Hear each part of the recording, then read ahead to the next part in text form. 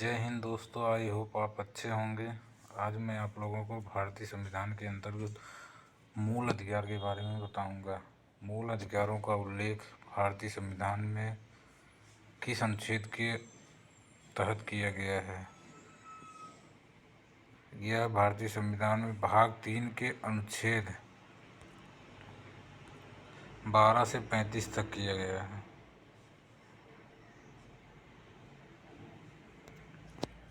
12 से 35 तक में है। मूल अधिकारों से संबंधित अनुच्छेदों की संख्या 23 है। मूल अधिकार क्या है? व्यक्ति के व्यक्तित्व के विकास के लिए आवश्यक अधिकार। मूल अधिकारों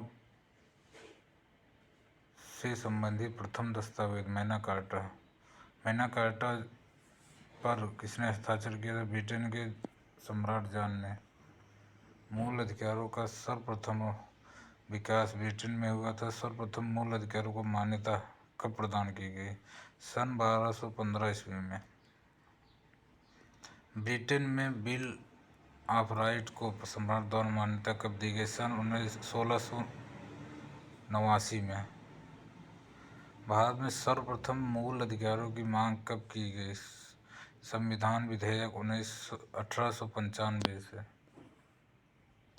अमेरिकी संविधान में मूल अधिकारों को किस संविधान संशोधन के साथ जोड़ा गया? 10वें संवैधानिक संशोधन 1791 द्वारा। श्रीमती एनी बेसेंट द्वारा प्रस्तुत कॉमनवेल्थ ऑफ इंडिया बिल में भारतीय को मूल अधिकार दिए जाने की मांग की गई थी। सन 1925 में मोतीलाल नेहरू ने मूल अधिकार की मांग सन 1928 में की थी। सन 1934 में मूल अधिकारों की मांग को किस समिति ने अस्वीकार कर दिया था? संयुक्त संसदीय समिति ने। किस अधिनियम में मूल अधिकारों को शामिल नहीं किया गया था? 1935 के अधिनियम में। भारतीय संविधान में मूल अधिकारों को शामिल किए जाने की मांग कब और किसके द्वारा पेश रिपोर्ट में की गई? सन 1945 के टीवी संप्रभु सप्रू द्वारा। परामर्श समिति के अध्यक्ष थे सरदार वल्लभ भाई पटेल। मूल अधिकारों तथा अल्पसंख्यक के अधिकारों की सिफारिश करने वाली उप समिति के अध्यक्ष जेबी कृपलानी थे। संविधान के प्रवर्तन के समय मूल अधिकारों की संख्या कितनी थी? 7। किस संविधान संशोधन के द्वारा मूल संपत्ति के मूल अधिकार को समाप्त कर दिया गया? 44वें संवैधानिक संशोधन 1978 द्वारा। मूल अधिकार व्यक्तियों को किसके विरुद्ध प्राप्त है? राज्यों के विरुद्ध।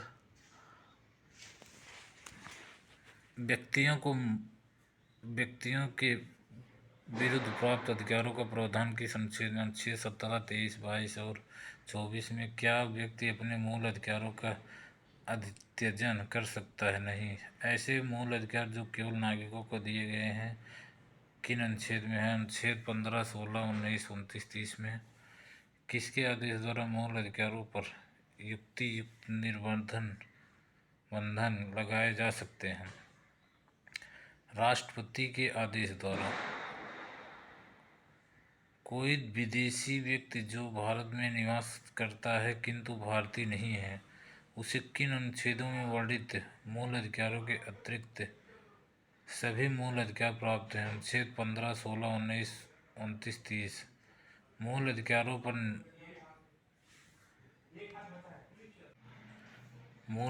का निर्बंधन की युक्तियुक्तता का निर्णय किसके द्वारा होता है? न्यायालय द्वारा।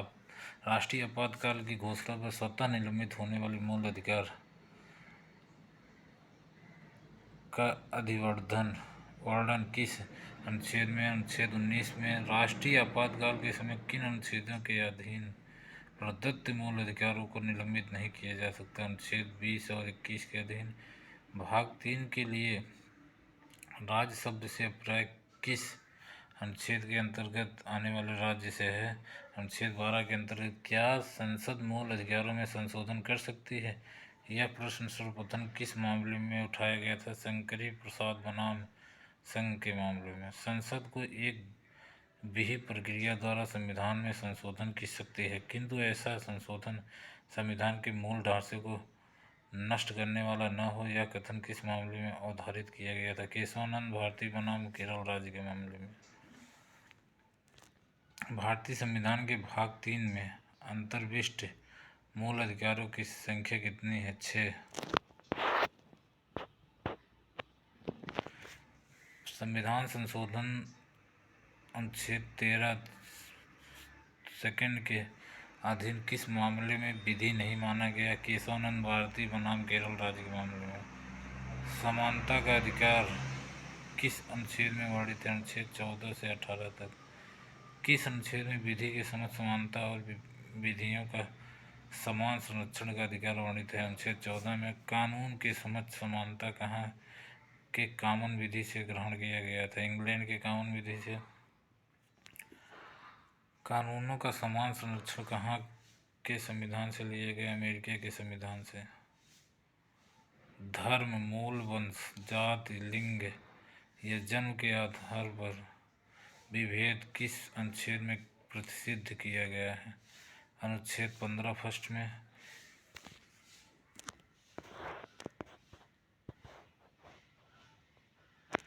स्त्रियों, बच्चों और पिछड़े वर्गों, अनुसूचित जाति, अनुसूचित जाति जनजातियों के उत्थान हेतु विशेष प्रावधान करने की व्यवस्था संविधान के किस अनुच्छेद में दी गई? अनुच्छेद 15 थर्ड और अनुच्छेद 15 फोर्थ में। अपृच्छता के अंत का प्रावधान संविधान के किस अनुच्छेद में? अनुच्छेद 17 में। सरकारी सेवाओं में आरक्षण का प्रावधान संविधान के किस अनुच्छेद में? अनुच्छेद 15 फोर्थ में। सरकारी सेवाओं में आरक्षण प्रदान करने के मापदंड नियम करने हेतु कौन से 2 आयोग गठित किए गए? काका कालेलकर आयोग 1953 और मंडल आयोग 1978। किस आयोग के अनुसार सरकारी सेवाओं में आरक्षण प्रदान किया गया? मंडल आयोग।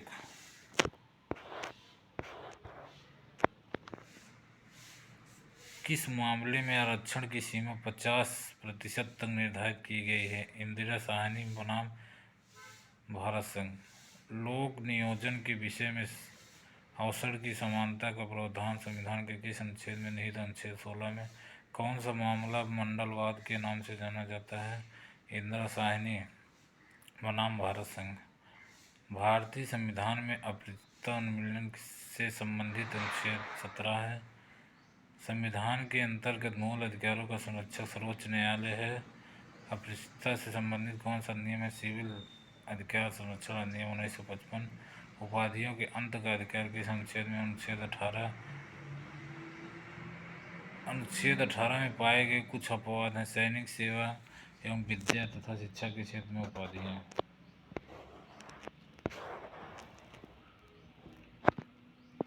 सामाजिक सेवा के लिए भारत रत्न, पद्म भूषण, पद्म विभूषण तथा पद्मश्री उपाधि देने का प्रारंभ भारत सरकार ने कब किया था? 1954 में।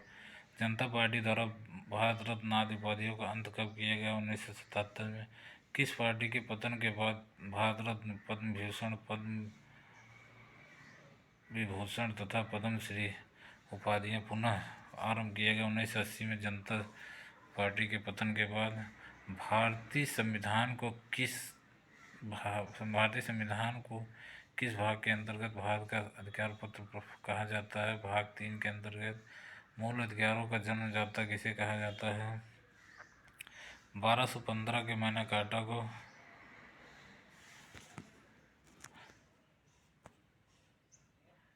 मूल अधिकार समानता किसके विरुद्ध प्राप्त है? राज्य के विरुद्ध। राज शब्द के अंतर्गत किनको शामिल किया गया? भारत सरकार, संसद, राज्य सरकारें, विधानमंडल एवं अन्य स्थानीय प्राधिकारी। नगर पालिकाएं, जिला परिषद एवं ग्राम पंचायत आदि क्या है? स्थानीय प्राधिकारी।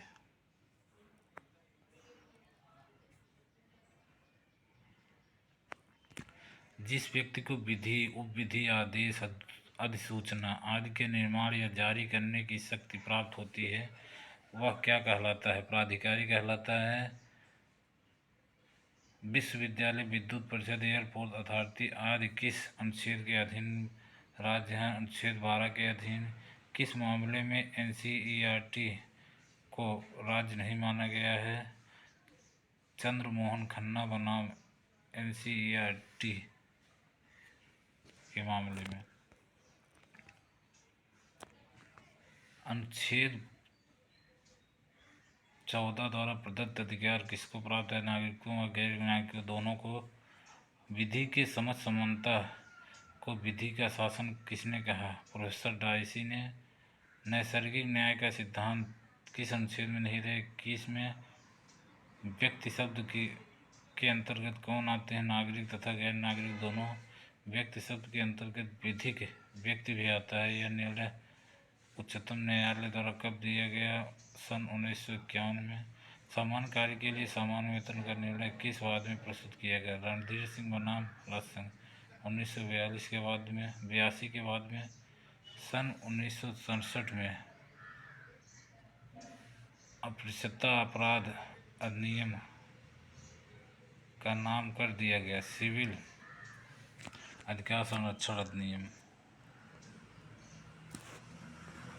सिविल अधिकार संरक्षण अधिनियम कर दिया गया। अनुच्छेद 17 द्वारा प्रदत्त अधिकार किसके विरुद्ध है? राज्य व निजी व्यक्तियों के विरुद्ध। संविधान में स्वतंत्रता के अधिकार का उपबंध किन अनुच्छेदों में किया गया है? अनुच्छेद 19 से 22 तक के में।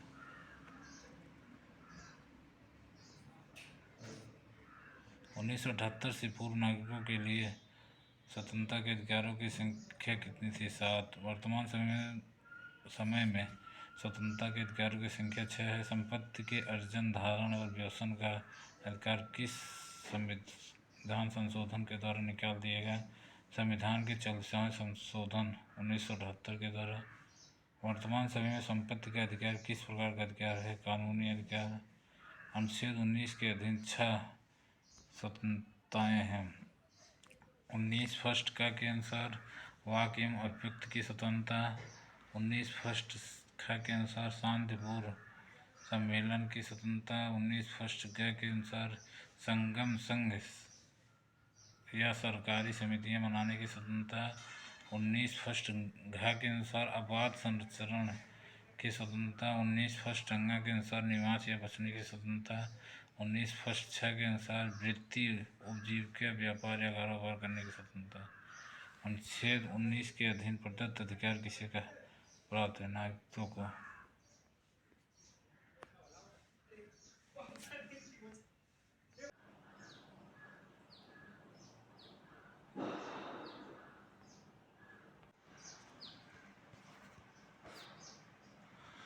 उन्नीस फर्स्ट छः के अनुसार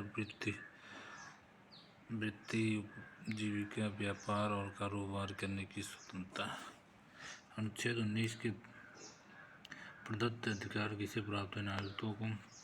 प्रेस की स्वतंत्रता किस अनुच्छेद के अंतर्गत शामिल है? अनुच्छेद 19 फर्स्ट का के प्रत्यभूत वाक एवं अभिव्यक्ति की स्वतंत्रता के अंतर्गत। वाक एवं अभिव्यक्ति की स्वतंत्रता पर प्रतिबंध आरोपित करने की शक्ति किसे प्राप्त है? राज्य को। क्या विज्ञापन एवं सिनेमा प्रेस की स्वतंत्रता में शामिल है? हाँ। सूचना का अधिकार राइट ऑफ इंफॉर्मेशन एक्ट की स्वतंत्रता के अंतर्गत शामिल है। वाक एवं अभिव्यक्ति की स्वतंत्रता के अंतर्गत। अनुच्छेद 19 फर्स्ट के अनुसार वाक एवं अभिव्यक्ति की स्वतंत्रता पर प्रतिबंध के आधार निम्नलिखित हैं। भारत की संप्रभुता एवं अखंडता, राज्य की सुरक्षा, विदेशी राज्यों के साथ मैत्रीपूर्ण संबंध, लोक व्यवस्था, सदाचार के हितों अथवा न्यायालय, अपमान, शिष्टाचार, मानहानि या अपराध उद्दीपन के आधार। प्रेस की स्वतंत्रता में निम्नलिखित तत्व शामिल हैं। सूचना प्राप्त करना, सूचना को प्रकाशित करना, प्रकाशित सूचना का प्रसार प्रचार करना। चुप रहने का अधिकार किस अनुच्छेद में? 19 फर्स्ट का में। क्या विदेश भ्रमण का अधिकार अनुच्छेद 19 में है? नहीं है। हाँ। अनुच्छेद 19 फर्स्ट का के अधीन कौन सा मूल अधिकार शामिल नहीं? हड़ताल करने के अधिकार। प्रेस परिषद अधिनियम कब पारित किया गया? सन 1956 में।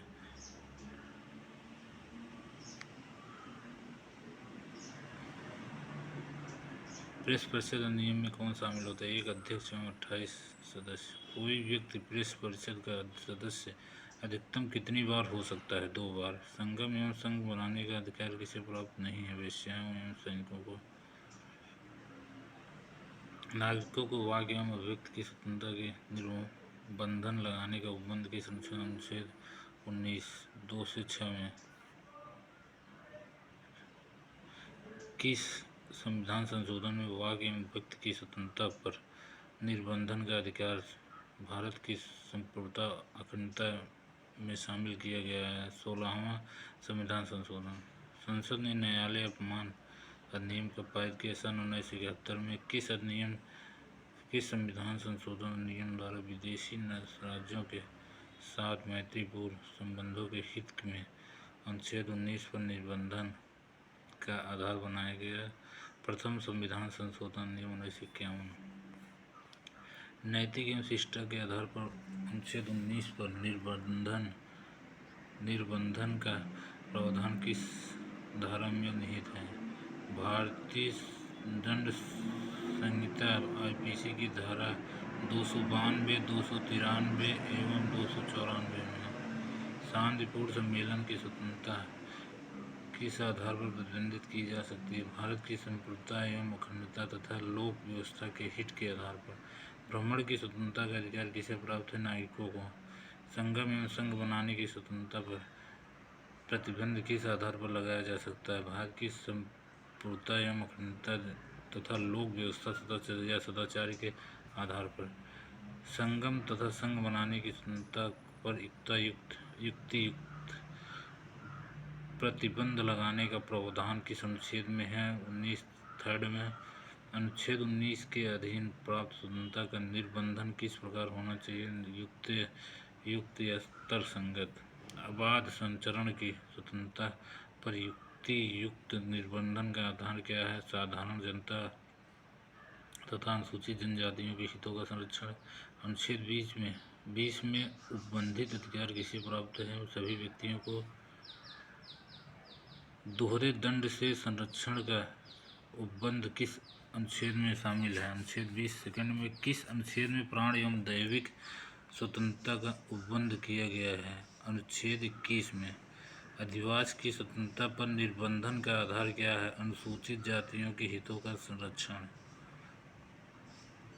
अपराधों के लिए दोष सिद्ध के संबंध में संरक्षण संबंधी अधिकार किस अनुच्छेद में दिए गए? अनुच्छेद 20 में। किस संविधान संशोधन अधिनियम के द्वारा अनुच्छेद फर्स्ट चा को निरसित कर दिया गया? 44वें संशोधन अधिनियम 1978 के द्वारा। वृत्ति, उपजीविका, व्यापार या कारोबार की स्वतंत्रता पर निर्बंधन का प्रावधान अनुच्छेद 19 में है। किसी व्यक्ति को एक अपराध के लिए कितनी बार अभियोजित किया जा सकता है? 1 बार। किसी व्यक्ति को कब दंडित किया जा सकता है? जब उसने किसी परिवर्तित विधि का उल्लंघन किया हो। किसी व्यक्ति को उसके द्वारा किए गए अपराध के दंड की मात्रा किस सीमा तक निर्धारित हो सकती है? उस अपराध के लिए विधि द्वारा निर्धारित सीमा तक। किसी अपराध के अभियुक्त को किस कार्य के लिए बाध्य नहीं किया जा सकता है? अपने विरुद्ध साक्ष्य पेश करने के लिए। अनुच्छेद 21 के अधीन दैविक स्वतंत्रता का अधिकार किसे प्राप्त है? सभी व्यक्तियों को। किस प्रक्रिया के अनुसार किसी व्यक्ति को प्राण तथा दैविक स्वतंत्रता को उससे वंचित किया गया है? केवल विधि स्थापित प्रक्रिया के अनुसार। प्राण की स्वतंत्रता में क्या शामिल है? व्यक्ति के जीवन को अर्थपूर्ण, गरिमापूर्ण, सार्थक एवं पूर्ण बनाने के लिए आवश्यक स्वतंत्रताएं। प्राण एवं दैविक स्वतंत्रता को किसके द्वारा परिभाषित किया जाता है गया है? उच्चतम न्यायालय द्वारा। दैविक स्वतंत्रता में क्या शामिल है? अवैध गिरफ्तारी, अवैध कारावास, अवैध पुलिस निगरानी, अवैध निरोध के संरक्षण के लिए आवश्यक स्वतंत्रताएं। विदेश जाने या विदेश भ्रमण करने की स्वतंत्रता को अनुच्छेद 21 के अधीन किस मामले के अंतर्गत माना गया? मेनका गांधी बनाम भारत संघ के मामले में। त्वरित अन्वेषण तथा विचारण का अधिकार किस अनुच्छेद के अंतर्गत माना? अनुच्छेद 21 के अंतर्गत। जीविकोपार्जन का अधिकार किस अनुच्छेद के अंतर्गत माना गया है? अनुच्छेद 21 के अंतर्गत। किस अनुच्छेद के अधीन निःशुल्क विधिक सहायता का अधिकार शामिल है? अनुच्छेद 21 के अधीन। क्या कुछ दशाओं में गिरफ्तारी एवं निरोध से संरक्षण का प्रावधान अनुच्छेद 22 में भी शामिल है? हाँ। गिरफ्तार व्यक्तियों के अधिकार एवं संरक्षण को अनुच्छेद 22 के किन खंडों में शामिल किया गया है? खंड 1 और 2 दोनों में। गिरफ्तार व्यक्ति को क्या तुरंत बताया जाना चाहिए अधिकार किए गए कारण को? गिरफ्तार व्यक्ति को क्या अधिकार प्राप्त है? अपनी इच्छा अनुसार अधिवक्ता से विचार विमर्श करने तथा अपनी प्रतिरक्षा करने का। गिरफ्तार व्यक्ति को 24 घंटे के अंदर किसके समक्ष पेश किया जाना चाहिए? निकटतम मजिस्ट्रेट के समक्ष। गिरफ्तार व्यक्ति को 24 घंटे के अंदर निकटतम मजिस्ट्रेट के समक्ष पेश किए जाने में कौन सा समय शामिल नहीं होता है? मजिस्ट्रेट के समक्ष ले जाने में रास्ते में लगा समय।